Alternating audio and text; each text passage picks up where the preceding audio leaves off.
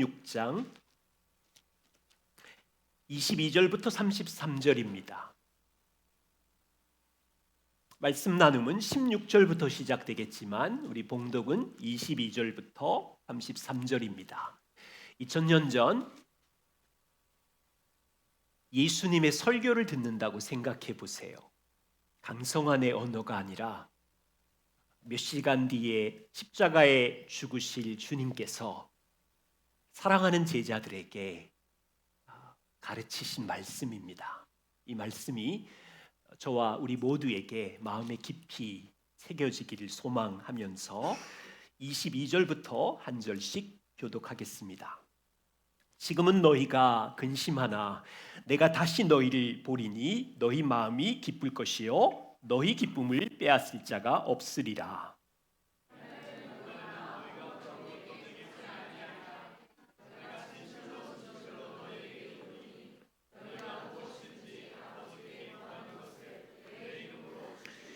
지금까지는 너희가 내 이름으로 아무것도 구하지 아니하였으나 구하라 그리하면 받으리니 너희 기쁨이 충만하리라.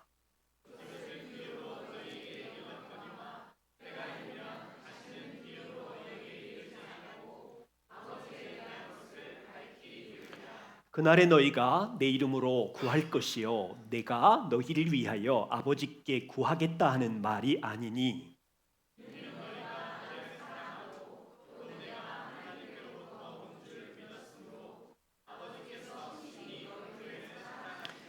내가 아버지에게서 나와 세상에 왔고 다시 세상을 떠나 아버지께로 가노라 하시니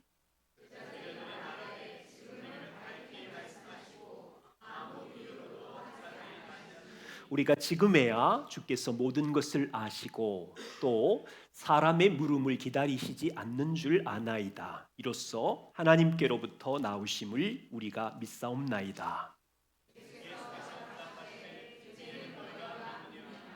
보라 너희가 다 각각 제 곳으로 흩어지고 나를 혼자 둘 때가 오나니 벌써 왔도다.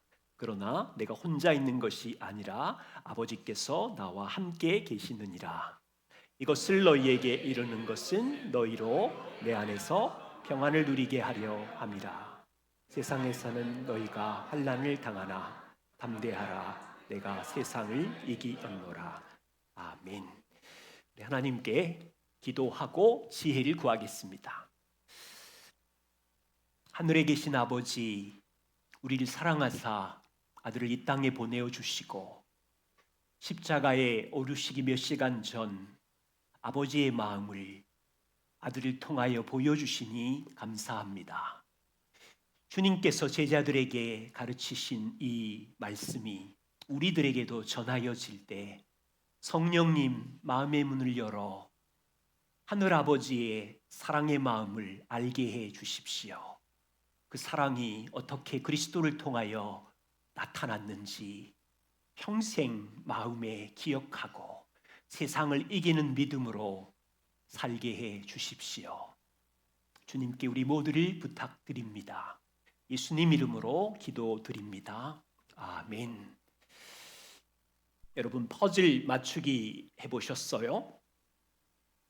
한 100조각 이 정도는 쉽지요. 그런데 500조각, 1000조각의 퍼즐을 맞추는 일은 여간 힘든 작업이 아닙니다.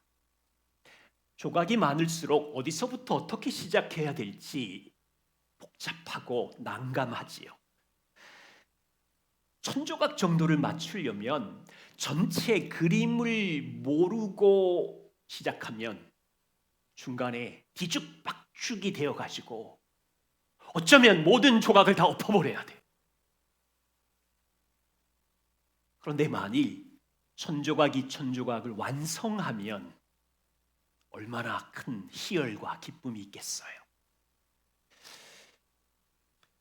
예수님의 제자들은 예수님의 마지막 설교를 들으면서 혼란스러워합니다. 우리 오늘 8번째 시간인데 요한복음 13장부터 예수님은 십자가에 죽는다는 말씀과 나는 너희를 곧 떠날 거야 라는 말씀을 하시면서 내가 떠나면 성령님이 너희에게 오셔서 너희는 더욱 유익할 거다. 이 말씀을 반복해도 제자들은 무슨 뜻인지 몰라요. 제자들이 지성이 부족해서 이해를 못하는 건가요? 예수님이 어려운 단어를 사용해서 전달력이 부족하니까. 여러분, 예수님은 완벽한 교사신데 제자들인 하나님께서 왜 아들을 세상에 보내셨는지, 왜 죽으셔야만 했는지 구원의 전체 그림을 알 수 없기 때문에 아주 혼란스럽습니다. 오늘 말씀은 첫 번째는요, 이 혼란한 제자들이 위로하시고 격려하시는 예수님을 살펴볼 것이고요. 그리고 주님께서 그날이 되면, 내가 떠나고 그날이 되면 너희는 하나님 아버지의 사랑 안에 들어가서 아버지와 교제하고 아버지에게 직접 기도할 수 있을 거야. 놀라운 특권을 알려주신 후에 담대해라. 너희가 세상에서 환난을 당하겠지만 내가 세상을 이겼기에 너희는 이기는 자 안에 속해 있기에 이 세상 안에 승리할 거다. 그렇게 말씀하셨어요. 첫 번째입니다. 16절에 예수님께서 조금 있으면 너희가 나를 보지 못하겠고 또 조금 있으면 나를 보리라 하시니, 무슨 말씀인가요? 예수님 말씀은 조금 있으면 내가 세상을 떠나 아버지께로 갈 것이고 너희를 고아처럼 세상에 버려두는 것이 아니라 조금 있으면 성령을 보내시게 되면 나도 너희 안에 들어와서 함께 있을 것이다. 그런데 제자들은 이 말씀의 의미를 혼란스러워합니다. 깨닫지 못합니다. 그래서 서로 얼굴을 쳐다보면서 17절과 18절에 묻기를 시작해요. 제자 중에서 서로 말하되, 주님이 우리에게 말씀하시기를 조금 있으면 나를 보지 못하겠고 또 조금 있으면 나를 보리라 하시는데, 아버지께 간다고 하시는데 얘들아 너희는 무슨 말인지 아니? 조금 있으면이라고 하신 말씀이 대체 무슨 말씀이냐? 나는 아무리 들어도 모르겠다. 어렵다. 너는 무슨 뜻인지 아니? 예수님은 못 알아듣는 제자들을 야단하지 않으시고 친절하게 가르쳐 주세요. 19절 20절, 내 말이 조금 있으면 나를 보지 못하겠고 또 조금 있으면 나를 보리라 하므로 너희가 서로 문의하느냐? 내가 진실로 진실로 너희에게 이르노니 너희는 곧 곡할 것이고 애통하겠지만 내가 십자가에 못 박히는 것으로 인하여 세상은 기뻐할 것이고 내가 십자가에 못 박히는 것으로 인하여 너희는 근심하겠지만 오히려 근심이 도리어 기쁨이 될 것이다. 자, 질문입니다. 제자들이 왜 혼란하고 답답했을까요? 제자들은요, 3년 동안 예수님을 따라다녔는데 잘못된 퍼즐을 맞추고 있었어요. 제자들이 확신을 가지고 붙잡았던 퍼즐은 메시아 예수님이 예루살렘에 올라가서 로마를 깨트려 정복하고 예수님은 메시아의 예언대로 다윗 왕국을 세워서 왕이 되실 때 제자들은 그 옆에서 신하로 충성된 한 자리를 차지하고 싶은 퍼즐을 갖고 있었는데 예수님이 나 죽을 거야, 떠날 거야, 아버지께로 갈 거야. 그러니까 제자들의 전체 퍼즐이 뒤죽박죽이 돼가지고 예수님 말씀은 외국말처럼 못 알아듣겠고 이제 드디어 이 퍼즐을 해체해서 버려야 되는 지경이 왔어. 여기 계신 주님의 은혜교회 성도 여러분, 예수님 말씀이 무슨 의미인지 아시나요? 제자들은 예수님의 구원의 사역의 전체 그림의 퍼즐을 몰랐지만 여러분들은 구원의 전체 그림을 알고 있잖아요. 조금 있으면 몇 시간 뒤 예수님은 신문을 받고 십자가에 죽으실 걸 알잖아요. 금요일 오전에 예수님이 십자가에 못 박히시고 오후 1시쯤에 운명하시고 무덤에 들어가는 걸 여러분은 알지요. 3일 동안 무덤에 계시다가 주일 새벽에 무덤에서 깨어 일어나 부활하신다는 것을 여러분은 알고, 부활 이후에 제자들과 40일 동안 있으면서 하나님의 나라에 대해 가르치시고 500명이 넘는 제자들 앞에서 하늘로 승천하신다는 것을 여러분은 알고 있고, 10일 후 오순절날 예수님의 약속대로 성령이 제자들 가운데 성령의 오심도 알고 있고, 성령의 오심으로 초대교회가 시작이 되고 복음이 열방 가운데 전해진다는 것까지 여러분은 모두 알고 계시지요. 어쩌면 이 구원의 놀라운 영광의 퍼즐을 매주 듣고 있지만 감동이 없을 수 있지만, 이 구원의 역사야말로 인간 역사의 가장 중요한 기쁜 소식인데,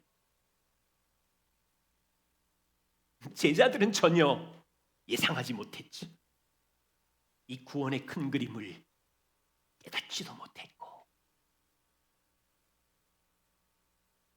예수님의 구원의 전체 퍼즐 보이세요?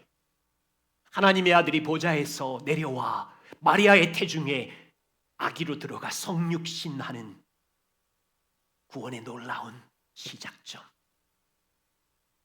30년을 갈릴리에서 살다가 3년 공생의 예수님의 삶 속에 담긴 치유와 기적의 놀라운 사건들,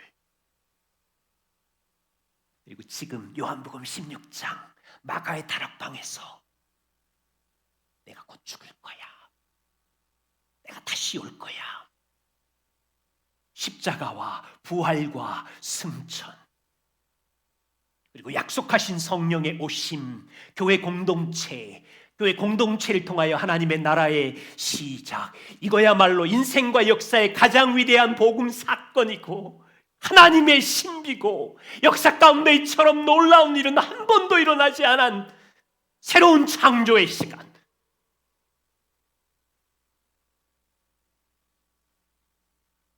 요한복음 16장 다락방에서 예수님의 말씀을 듣는 제자들인 그 이유를 전혀 몰라요. 십자가도 부활도.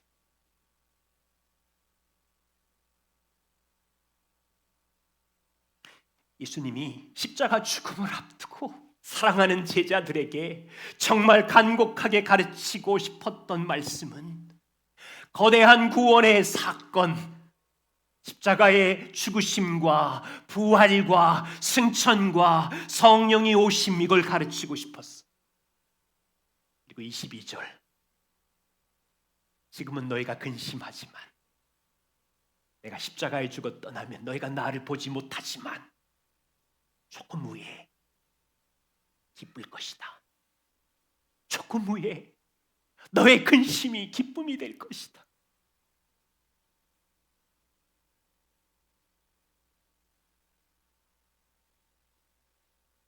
세상은 이 기쁨을 전혀 모르지요.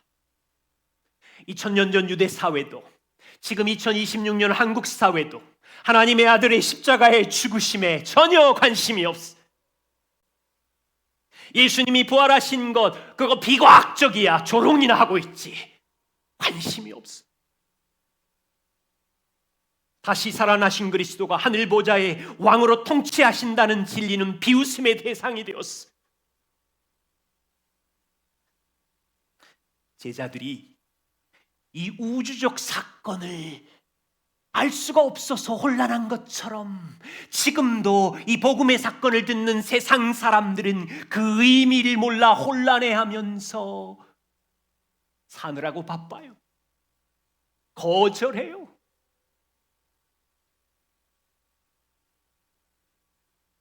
오늘 아침에 함께 예배하는 여러분, 형제자매인 여러분들은 예수님의 구원 사역, 전체 구원의 퍼즐을 알고 기뻐하세요. 예수님 말씀하셨잖아요. 이걸 알면 이 기쁨을 누구도 빼앗아갈 수 없을 거라고.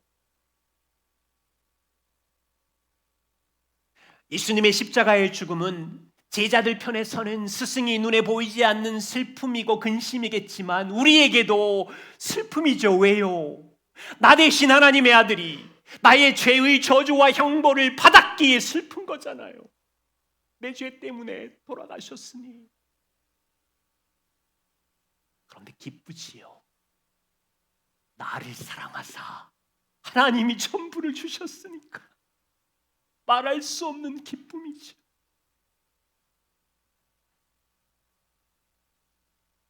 여러분, 우리는 지금 몇 주 유튜브 뉴스를 통해서 하늘에서 쏟아지는 폭탄이 떨어지는 이란과 미국 전쟁을 보면서 대체 이게 무슨 일이야?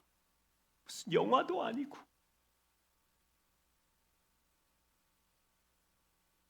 온 세계가 묶여 있으니 주식시장은 올랐다 내렸다, 주택시장도 등등 이 괴롭히는 매일의 뉴스들이 우리의 기쁨을 완전히 바닥나버리게 하는.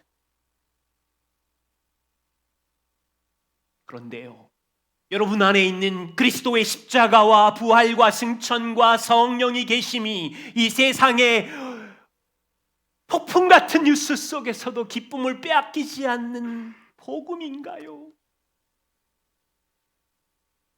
주님은 그 기쁨을 빼앗을 자가 없다고 말씀하셨잖아요.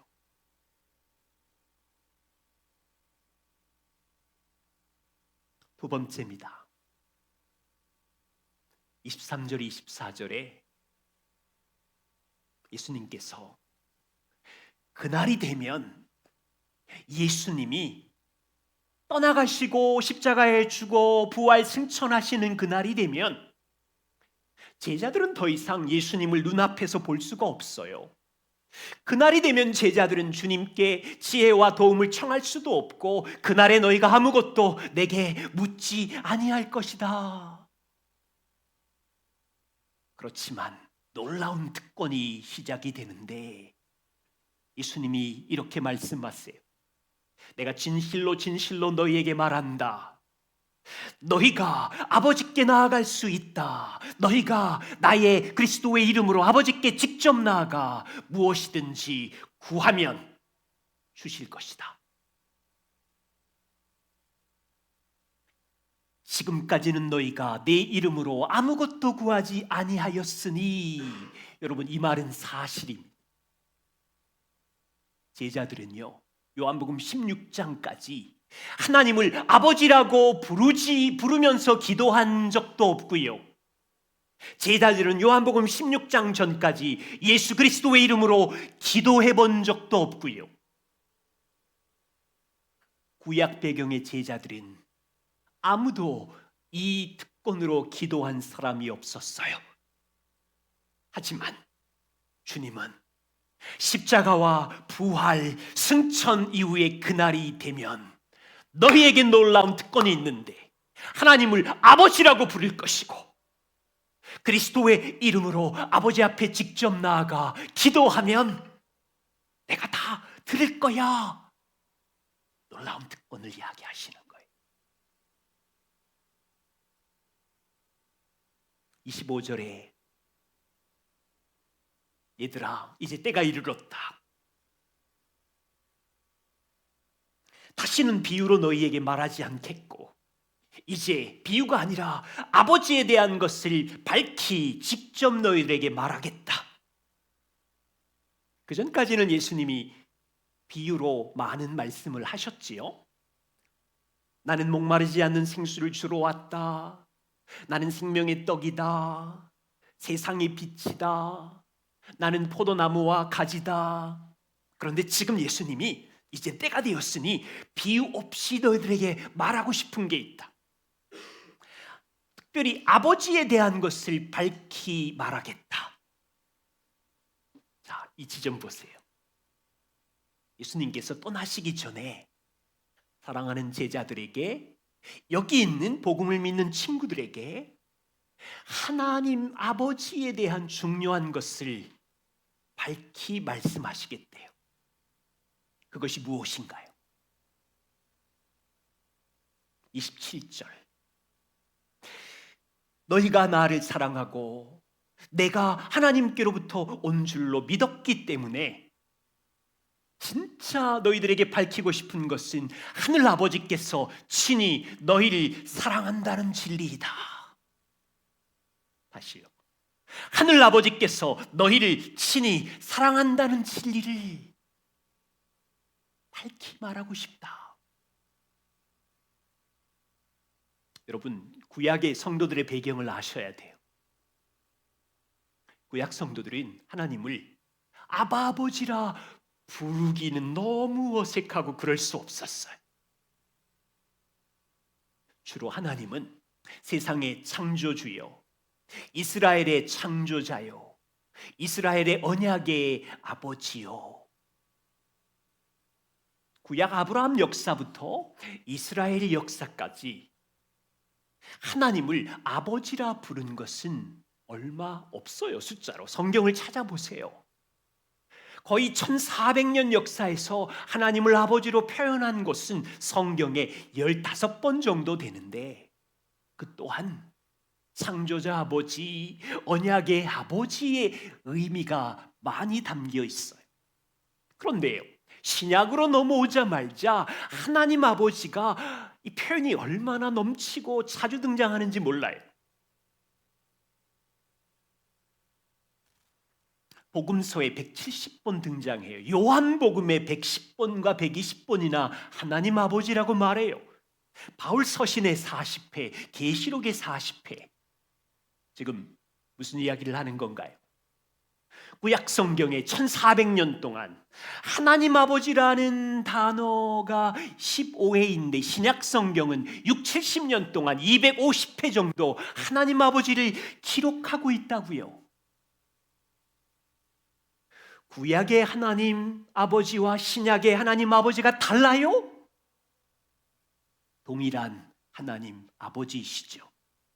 그런데 왜 이렇게 차이가 납니까?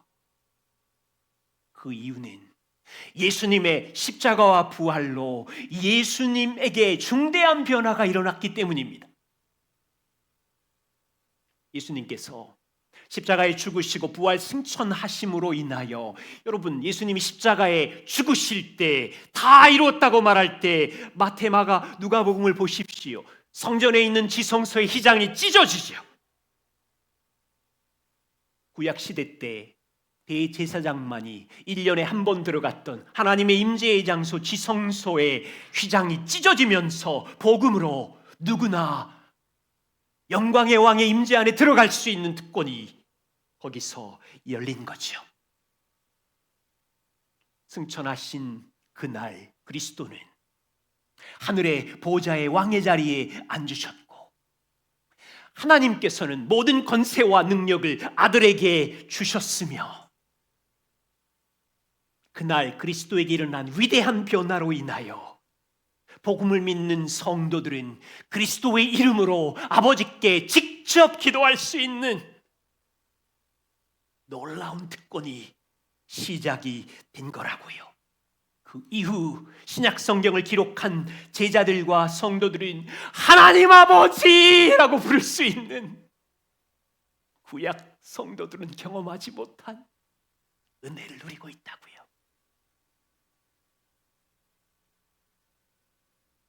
요한복음 16장, 예수님 말씀을 듣는 제자 입장에서 생각해 보십시오.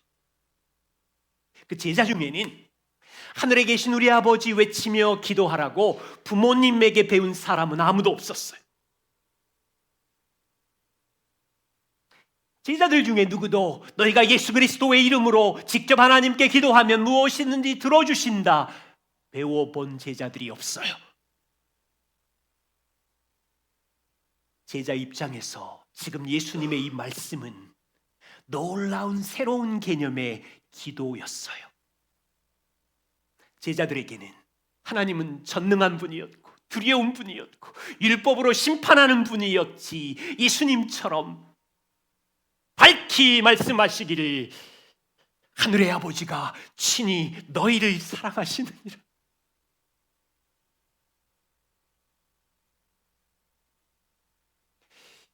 여러분, 오늘날 저를 포함한 많은 그리스도인들도 하늘의 아버지의 사랑을 오해하고 있는 모습들이 있어요.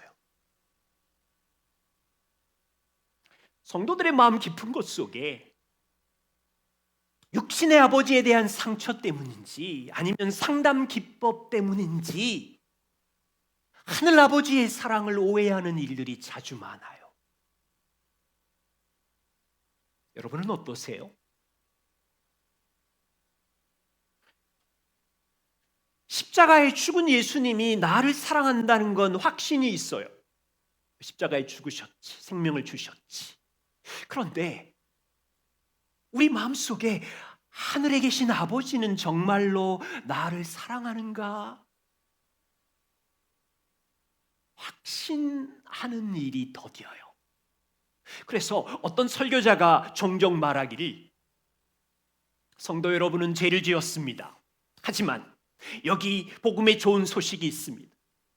하나님은 여러분을 사랑하사 아들 예수님을 여러분을 위해 십자가에 죽으셨기 때문입니다. 이런 말 자주 듣지요. 그런데 곰곰이 생각해 보면 부족해요. 복음과 반대일 수 있어요. 요한복음 3장 16절에는 하나님이 세상을 사랑하사 독생자를 주셨으니라고 했어요. 요한은 하나님 아버지가 너희를 사랑하시는데 그 사랑하는 이유가 뭐냐면 그리스도께서 너희를 위해 죽었기 때문에 사랑한다라고 말하고 있지 않아요. 오히려 요한이 전한 진실은 하나님 아버지가 너희를 사랑하기 때문에 그 아들을 너희를 위하여 주신 거야. 잘 이해하고 계세요? 지금 제가 말장난을 하고 있는 것이 아니라 복음을 설명하고 있는 거예요. 예수님이 십자가에 죽어 사랑하셨기 때문에 하나님 아버지가 우리를 사랑한다라고만 오해하면 우리는 예수님의 십자가의 사랑은 신뢰할 수 있지만 하늘의 아버지의 사랑은 받아들일까 말까 혼란해질 수도 있어요. 예수님께서 죽기까지 여러분들을 사랑한 후에 이럴 수도 있잖아요. 예수님이 십자가에 죽기까지 사랑한 다음에 하늘로 가셔서 하나님 아버지를 설득하는 거예요. 내가 저 사람을 사랑해요. 죽기까지 사랑했으니 쟤들을 사랑해 주세요. 그럼 아버지는 눈을 찔끔 감고 쟤네들을 못 사랑하겠는데, 그런데 아들이 자기가 죽어서 사랑했으니까 사랑해 달라고 해서 그래 알았다, 이런 뉘앙스를 가질 수 있다고요. 예수님이 죽음이라는 어떤 행동으로 하나님 아버지를 설득하셨기 때문에 우리를 사랑하신다면 우리는 하나님의 사랑을 온전히 신뢰할 수 있을까요? 때로는 의심과 불안이 나오겠죠. 연약한 믿음과 해로운 증상. 저도 이런 시즌을 보냈어요. 30대 중반까지 하나님 아버지의 사랑을 오해하며 살았어요. 기도하는데 하나님이 멀리 계신 것 같아요. 가까이에서 저를 품고 사랑해 준다는 느낌과 감정을 받을 수가 없어서 왜 이렇게 힘든 거지? 예수님은 나를 사랑하는 게 맞는 것 같은데 나는 하나님이 좀 무섭고 법대로 그냥 저를 막 심판할 것 같고 나를 사랑하지 않을 것 같고 이렇게 오해했어요. 그러다가 나중에 좀 이해한 건 이 상담 기법이 동원이 됐는데 육신의 아버지의 무관심과 냉랭함이 내 안에 있어서 하나님도 나를 무관심으로 오해하고 멀리 계신 것 같다는 느낌. 사실은 육신의 부모인 우리가 하나님 아버지를 모델로 삼아 배워야 되는 거잖아요. 자, 보세요. 요한복음 16장의 제자들, 하나님 사랑에 대한 오해나 저를 포함한 이 시대의 그리스도인들 하나님의 사랑에 대한 오해나 아주 비슷해요. 2000년 전 제자들은 구약을 배경으로 하나님 아버지는 전능한 분, 두려운 분, 죄를 심판하는 분으로 알았기에 하나님을 아버지, 아빠라고 부르지도 못하고 하나님이 친히 사랑하신다는 진리를 온전히 받아들이지도 못했죠. 또한 2006년 우리들은 육신의 아버지의 무관심, 죄, 사랑 없음, 폭력적인 상처로 인해서 예수님이 우리를 사랑하는 건 어느 정도 알겠는데 하늘의 아버지가 친히 나를 사랑하신다고 이 진리를 온전히 깨닫기는 어려워요.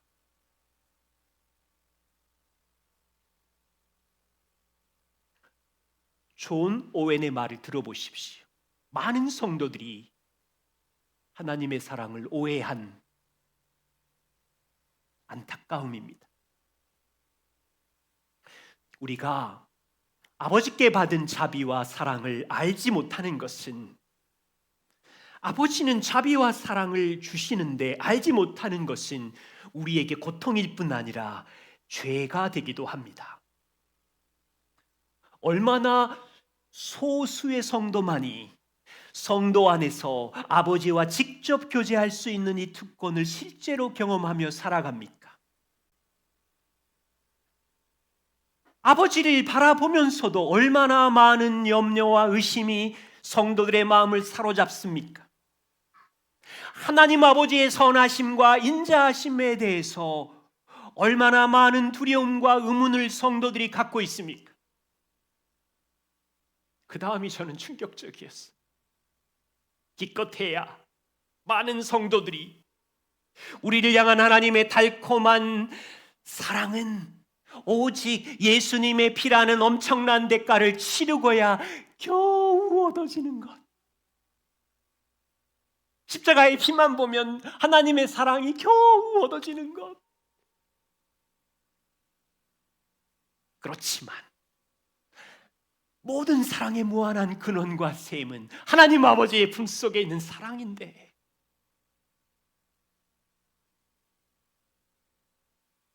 예수님께서 십자가에 오르시기 전에 제자들에게 밝히 말씀하고 싶은 것은 하나님 아버지의 사랑을 들어라. 아버지가 너희를 친히 사랑하신다. 그래서 내가 왔고 내가 십자가에 죽는 거다.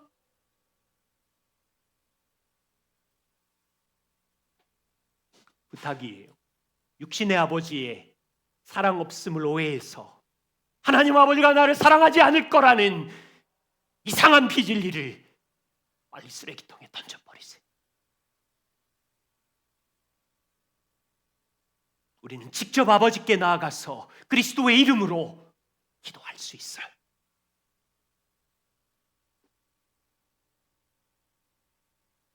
세 번째입니다. 주님이 우리를 위로하세요. 33절.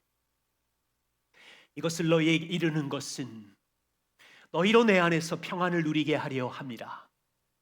세상에서는 너희가 환난을 당하나 담대하라. 내가 세상을 이기었노라. 참 특이한 말씀입니다. 상식적으로 이겼다면 무찔러서 정복해야 승리지요.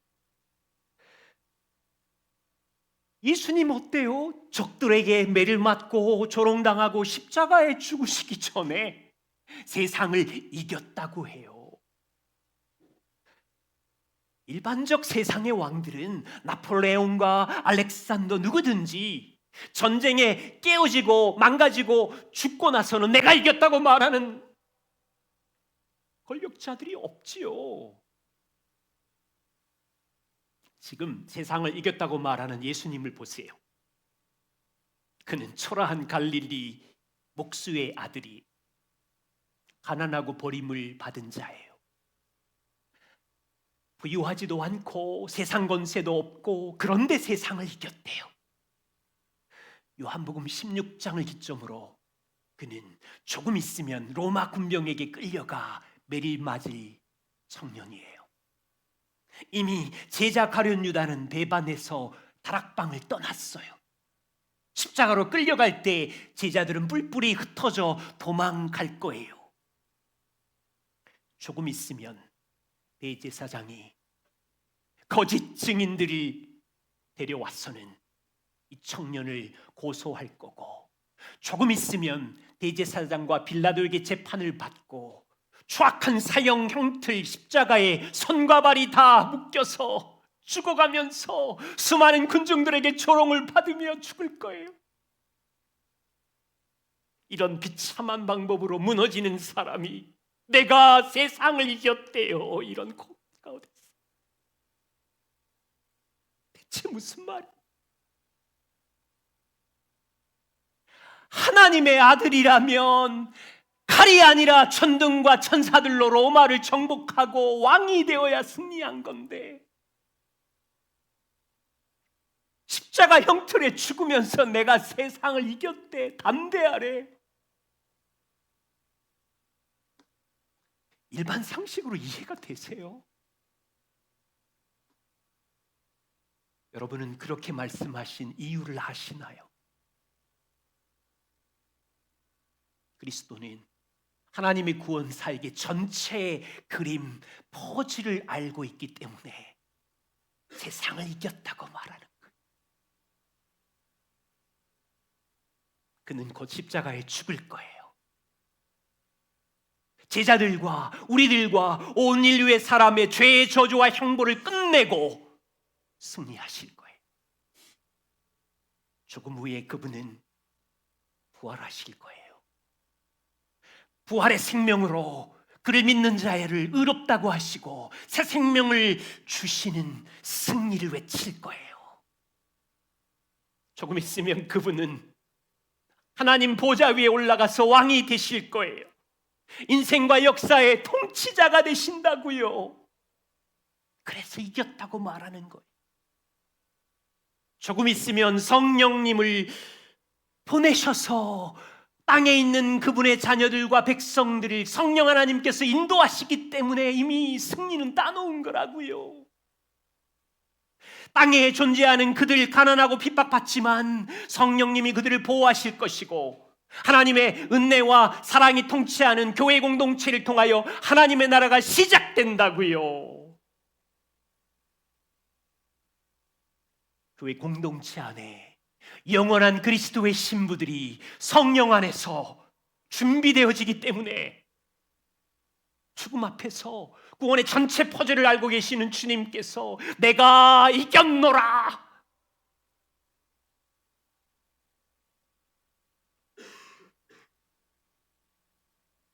한국 최고의 지성이라 불리는 이어령 교수와 딸 이민아를 소개합니다. 아마 이미 아시는 분들도 있을 텐데, 딸 이민아는 수재였어요. 미국에서 검사와 변호사로 살았어요. 세상에 성공이라는 모든 리스트는 다 가지고 있죠. 아버지, 어머니 뭐 대단하지, 수재지. 그런데 그녀의 인생은 환란의 연속이었어요. 첫 번째 결혼해서 실패하고 이혼했어요. 갑상선 암에 시달렸는데 더 큰 고통은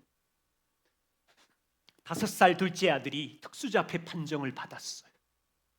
이 학교 가도 쫓겨나고 초등학교 저 학교 가도 쫓겨나고 초등학교를 5번이나 옮기고 결국 중학교에서는 쫓겨났어요. 이민아는 스트레스가 컸는지 망막의 문제로 실명의 위기가 왔고 하나님께 매달려 기도하면서 회복되는 은혜를 경험했어요.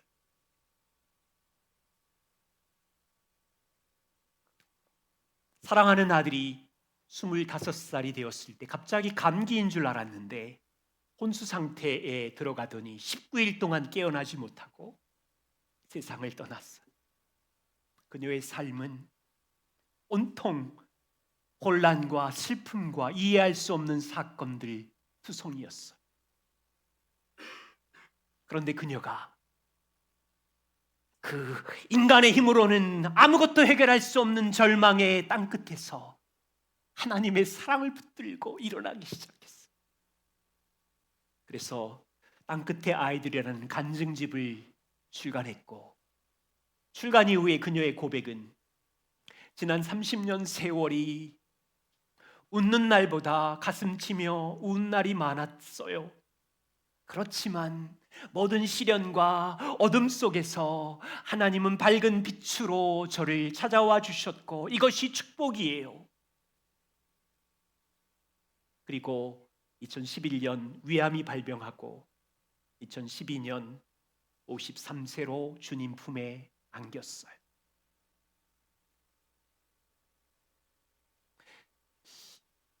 감당하기 힘든 어둠 속에서, 환난 속에서 어떻게 이미 나는 기쁨을 빼앗기지 않고 복음의 담대함과 평안함과 이걸 가졌을까요? 인간이 더 이상 자기 힘으로 어쩔 수 없는 절망의 끝자락에서 하나님의 사랑의 은혜를 발견했기 때문이겠죠. 하나님 아들의 십자가의 죽음으로 내 모든 죄가 사함받았다는 승리를 붙잡았겠죠. 주님의 부활로 나는 하나님의 자녀 되었으며 폭풍 같은 인생 속에서 보좌에 계신 그리스도가 나를 붙들고 계시며 내 안에 계신 성령님이 나를 함께 한다는 것을 알았겠죠. 승리하신 그리스도의 품 안에서 파란만장한 환란을 통과하면서도 담대했기에 무신론자고 이성주의자인 아빠 이어령 교수가 딸의 삶을 보니 이거 대체 뭐야 이게?